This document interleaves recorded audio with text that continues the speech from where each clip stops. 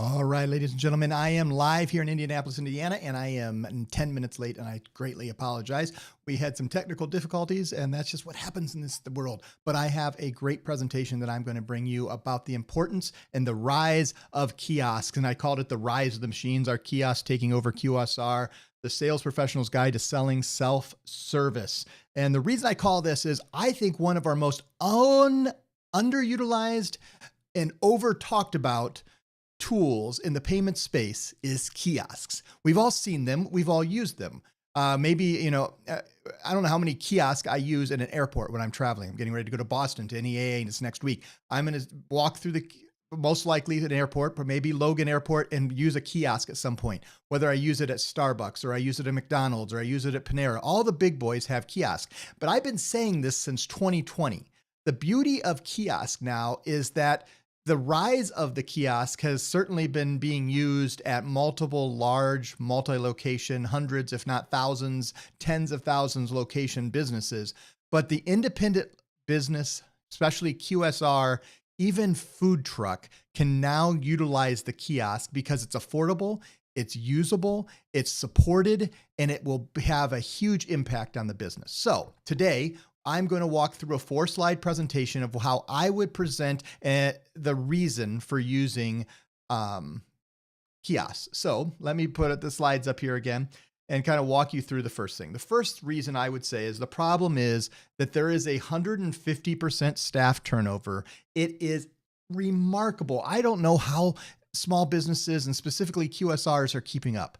The amount of turnover and training and work that they're doing. I was currently reading some things about some McDonald's, about Burger King, some of these fast food restaurants, and they are literally turning over their whole staff every 6 months. And they're putting all this time and all this energy. And part of it is in order to keep their prices where they need to be, in order to meet the year-over-year growth that they need for each location, they have to be able to then offer lower and lower prices and salaries and work to their businesses. And so you see places like Chick-fil-A that have changed different models, and Starbucks has too.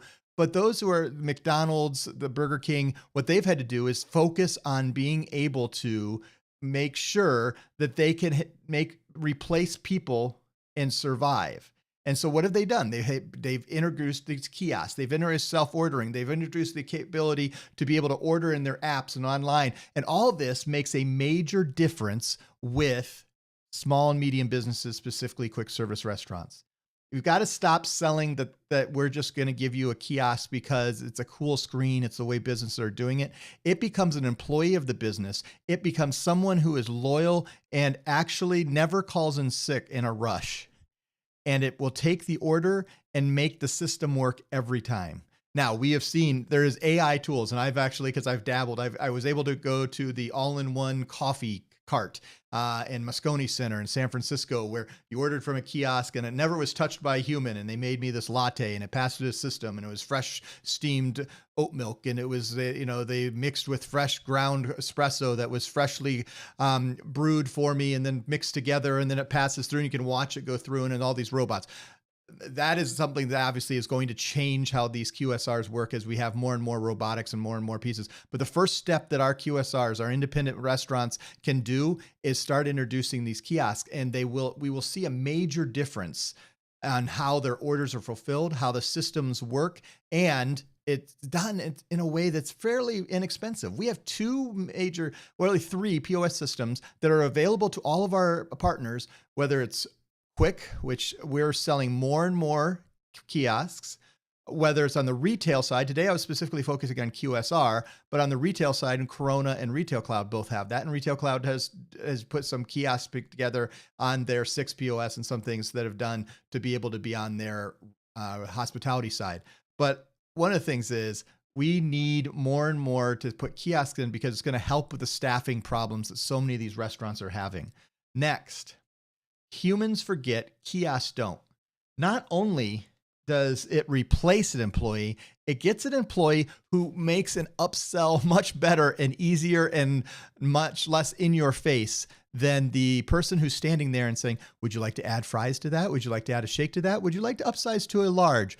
That often will turn into the self-shaming piece where they'll go, no, I'm not going to add that in. I don't want, but if you take the human interaction out of that, look at what and these are real numbers, you're going to see an average ticket lift of 15 to 30%. Think about our QSRs. If they can increase their volume by 15 to 30% by placing kiosks into their workflow and being able to do it for free, and the consistency is the key. Humans forget often to say, would you like fries? But also when you say, would you like fries or would you like to upside? Also humans a lot of times feel that self-shame or that pity or no, I don't want to tell them, or I don't want to interact with them in a way to tell them that, hey, yes, I am going to use fries. But the opportunity is that the gluttony factors that we put in the slides, customers order more when they don't feel judged by a cashier. It's psychology, not just sales. And it's going to time after time. McDonald's has seen a 47% in 1 quarter increase on single tickets from when they are taken on kiosk versus when they are taken in person. And what we see is that you can create a perfect execution because you can actually provide a consistent upsell interaction for every transaction, maximizing revenue. What this means for our small and medium quick service restaurants is they're going to see every customer that they're getting to come into, they're going to see an extra third of that transaction. So if they're averaging a $20 extra transaction, they're going to get, a whole nother $6. So they're going to go to $26. So if they're averaging, let's just make the numbers easy, $100,000 of volume a month, and they bring in kiosks, and let's say kiosks take care of 70%, you're going to see around $125,000 of volume in 1 month simply by making the switch. And the cost may be, depending on work with the POS pros, but in many of these cases, we're putting in these kiosks for no cost because they qualify it, because they're in their edge pricing. And there's literally being able to put these, whether it's the tabletop kiosk or the full-size kiosk. Obviously, the tabletop kiosks start in the $1,500 range. The full-size kiosks that have the whole stands and the security and everything like you see at a McDonald's, those may run you $3,000 to $5,000, but still we're going to be able to do a significant price or decrease for that. And lastly, one of the reasons why you should consider selling kiosk, why absolutely you should make sure that you're suggesting this to every QSR that you're talking to, every quick service restaurant, is the objection often is kiosks are too impersonal. But the reality is hospitality is delivering hot food fast and refilling drinks. Kiosks free up staff to actually be hospitable in the dining room. And what we're seeing, it's when you free up one of your staff members to actually care for the people and make sure their service is being taken care of versus taking their order, you're going to be able to, you may be able to hire the best person. You're going to be able to pay them maybe 15, 20% more, be able to keep that person, provide benefits, things that you weren't able to do before, because what you're hiring four people to do, you can have one person doing. The kiosks are taking care of all the orders. They're better at it anyways, because the people are actually putting the orders in. They're confirming everything that's being put in. They're checking it. They're submitting it. It's going right back to the kitchen. And then you have a hospitality person that's taking care of it. And so the rise of the machines is real. But the rise of the opportunity of the machines for our partners who are selling out there in the quick service restaurants across the United States, it is extremely important that we offer kiosks to every QSR we talk to. We want to walk them through that. And even if they don't take you up on this time, they're going to start seeing it. There are some projections out there that 75% of quick service restaurants will be using kiosks by 2030. Well, that's 4 years, less than 4 years now.